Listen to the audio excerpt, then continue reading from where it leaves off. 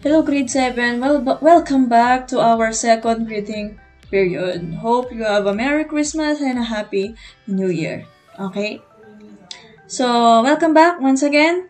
So, for today's video, I am going to introduce cookery, its method, and how are you going to answer your module.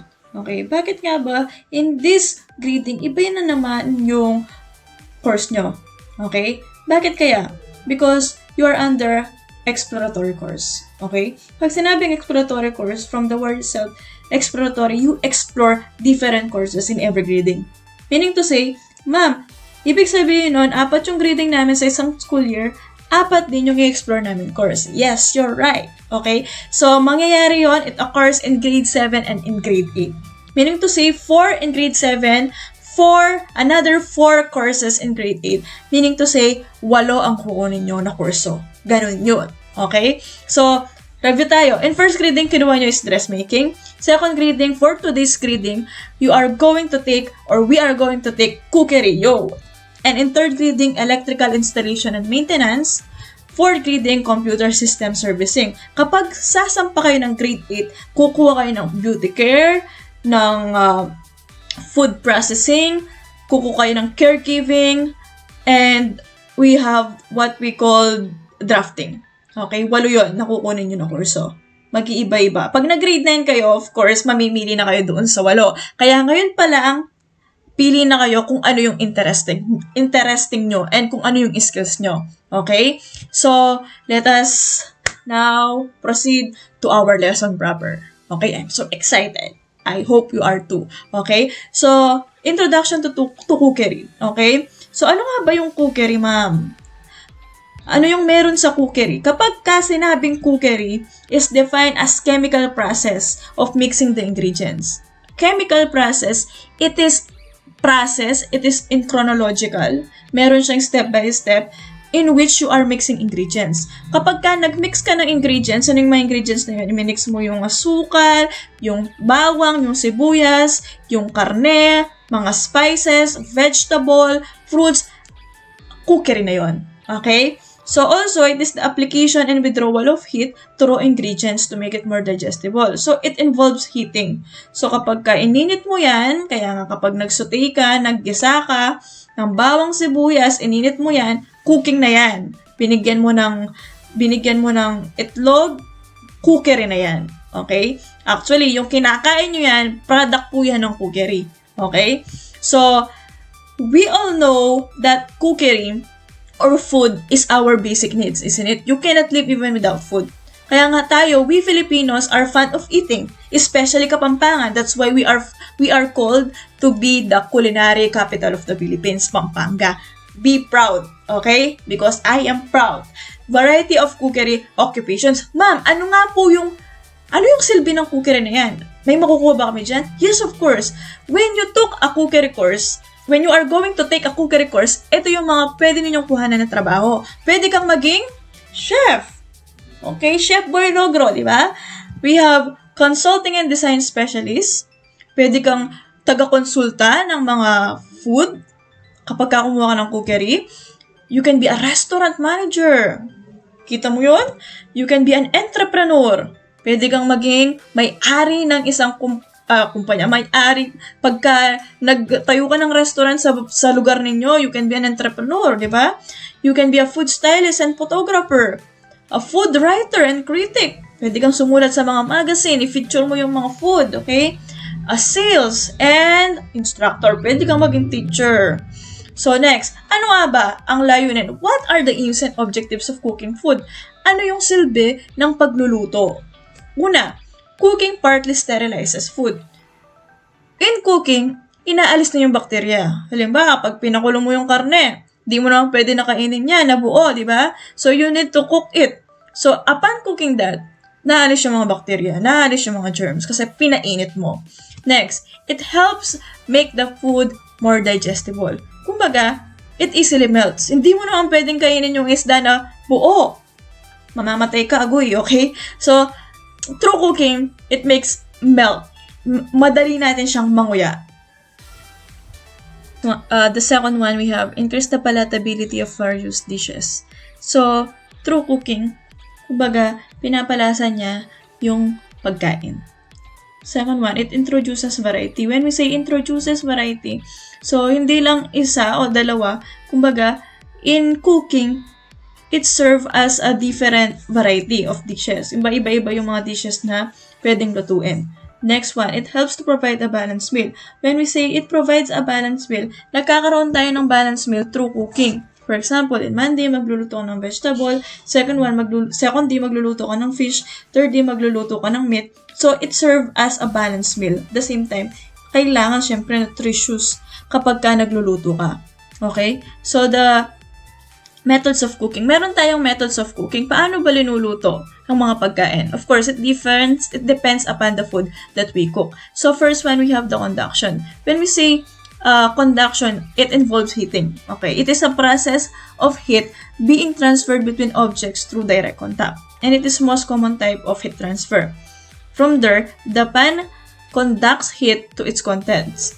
Example nito, when you fry, diba, it involves heat there. So that is what we call conduction. Next one, convection. When we say convection, meron siyang dalawang uri. We have natural and mechanical. When we say natural convection, it occurs because of warm liquids and gases to rise while cooler ones fall, which causes a natural circulation of heat.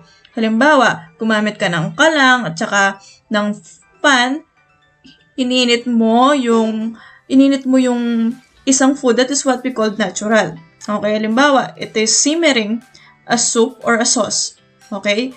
So, that is what we call natural. Pag sinabi namang mechanical, ang mechanical kasi, gumagamit tayo ng mga equipment like microwave oven para mapadali yung pag-init. Kasi kapag sinabing convection, ito yung pagpapainit ng food, okay, such as hot air inside an oven that is circulated by fan. In short, pagpapainit ng isang food or ang liquid. We have radiation. Ang radiation, it is a process where heat and light waves strike and penetrate your food. As such, there is no direct contact between the heat source and the cooking food. There are two main radiant heat cooking methods, ang infrared and microwave radiation. Okay? So, next one, meron tayong dry heat method. Okay? In dry heat method, of course, hindi ka gumagamit ng liquid. Directly, you heat it without any liquid. We have baking. Baking is the most common method of preparing food that uses dry heat, typically in an oven or microwave oven, but can also be done in hot ashes or on hot stones. The most common baked item is bread, but many other type of foods are baked. Heat is gradually transferred from the surface of cakes, cookies, breads to their center. Next one. Yan. So, yan yung example ng baking. So, linagay yung bread sa microwave oven. We have broiling. So, broiling naman, yan yung example ng broiling.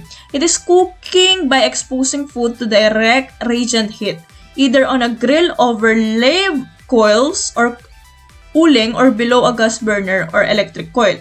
Broiling differs from roasting. Kumbaga, pinainit mo lang siya, that's it. Halimbawa, pinainit mo yung meat, that is what we call broiling. Okay? Iba siya sa baking. Next one, we have barbecuing or barbecue. So, barbecue, alam naman natin to, it can refer to cooking method itself, the meat cooked this way, or to a type to special event or social event featuring this type of cooking. So, barbecuing is usually done outdoors by smoking meat over wood or charcoal. So, next one, we have roasting. So, yan yung example ng roasting. Pag sinabing roasting, it is a method wherein evenly on all sides with temperatures. So, roasting, it involves a temperature. Temperature at least 150 degrees Celsius from an oven flame.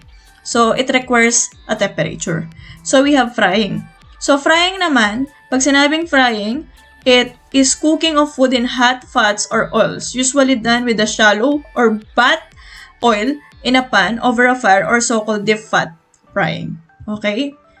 We have grilling naman. Ang grilling, it involves food on a rack over a heat surface or source para lang siyang barbecuing, okay? Ginigrill mo siya. Usually a charcoal fire or ceramic briquettes. Next one, moist method. Ang moist method, meron siyang liquid. Okay? It involves a liquid one. Meron siyang tubig. So, boiling. Ayan. Halimbawa, pinakuluan mo yung mga vegetable, pinaghalo mo yan, you want half-cook method, iboboil mo lang siya, papakuluin mo lang siya. We have poaching. Ang poaching naman is a moist heat method of cooking by submerging food, yan, example niyan, some kind of liquid and heating a low temperature. Ito naman, it requires a low temperature only. Yung usok niya ay konti lang. Okay? So next, we have stewing. Ang stewing is a combination cooking method that chooses a small pieces of meat that are totally immersed in a liquid and slowly simmered. Kumbaga, halimbawa, nagluto ka ng menudo, yan, pinaghalo-halo mo yan, mayroong liquid, that is what we call stewing. Menudo, asado, yan yung mga stewing method. Okay, next, we have the what we call braising. Yan, so braising naman, konti lang, wet and dry heat, pero meron siyang konting liquid. Typically, the food is first saute, kumbaga ginisa mo lang yung food and seared at a high temperature, then finish in a covered pot at a lower temperature. So that is what we call braising. So next is what we call steaming. Yan, when we say steaming, is a moist heat method of cooking that works by boiling water which vaporizes into steam. Halimbawa, ito meron siyang tubig sa ilalim, siomai, that is dumpling, okay? Siomai, siopaw, puto, yan yung mga ini-steam, okay? So that's all about the introduction to cookery. So accompanied to that is what we call the personal entrepreneurial characteristics, okay? So meron tayong SWOT analysis. SWOT analysis is used as a managerial tool used to assess the environment and to gather important information that can be used for strategic planning. So, ginagamit natin ito for us to evaluate, or it is a tool in order for you to manage a business. Okay? So, SWOT stands for strength, weakness, opportunities, and trends.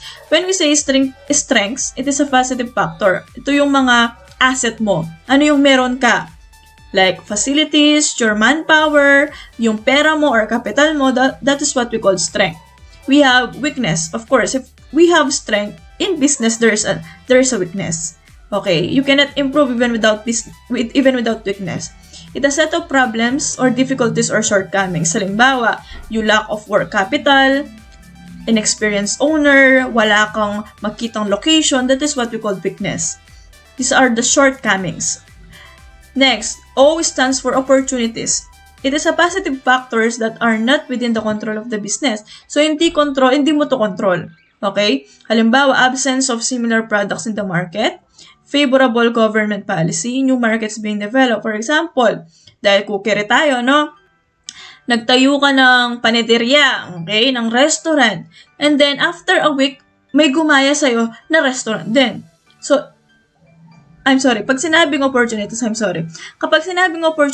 walang nagtitinda ng panadira sa inyo. Walang nagtitinda ng mga food establishment. So, ikaw nagtayo ka ng restaurant. So, this is your opportunity to establish a certain restaurant. That is what we call opportunities. Next one, threats. Ito yung mahirap, yung threats. These are the negative factors. Halimbawa, nagtayo ka, yung sinasabi ko kanina, nagtayo ka ng restaurant and then suddenly, after a month, mayroong nagtayong panibagong restaurant dahil alam nila mabili yung restaurant mo. So, ang gagawin mo, mag-strategize ka because those are your threats. Those are your competitors. Okay? Upon answering your module, ito lang po yung sasagutin nyo kung ano yung nasa module. The activity 1. So, activity 1, sasagot po kayo sa pad paper. Okay? Write your full name, your grade and section, module number 1 in cookery.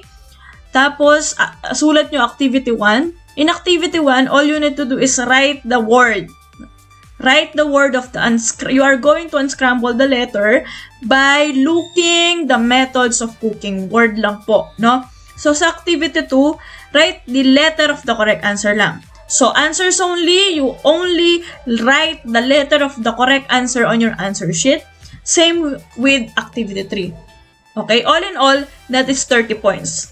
30 over 30. So that's it for today. Good day and happy learning.